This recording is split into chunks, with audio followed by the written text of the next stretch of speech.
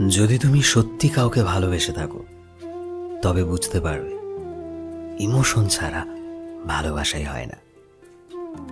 ভালোবাসা কখনো জেলাসির মতো বিঁধে যায়, আবার কখনো যত্নের মতো সুন্দর হয়। জীবনে নতুন রং নিয়ে আসে, আবার কখনো চোখের জল হয়ে বেরিয়েও যায়।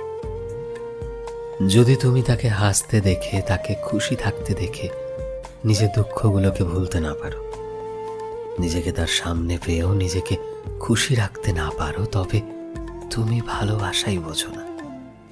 যদি তুমি তার রাগ দেখে তার রাগ ভাঙানোর চেষ্টা না করো, তবে কি সত্যি তুমি তাকে ভালোবাসো?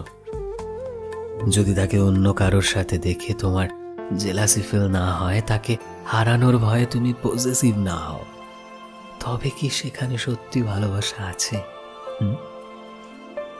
যদি তুমি তাকে জড়িয়ে ধরতে ভালো না বাসো, যদি তাকে সাজতে দেখে তোমার ভালো না লাগে, তার শরীরের গন্ধ তুমি বুঝতেই যদি না পারো, তবে তুমি কি তাকে সত্যি ভালোবাসো বলো তো?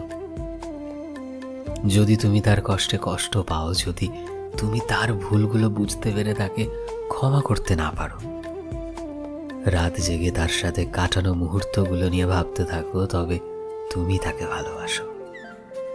আসলে ভালোবাসা তো একটা অনুভূতির নাম, তাই না?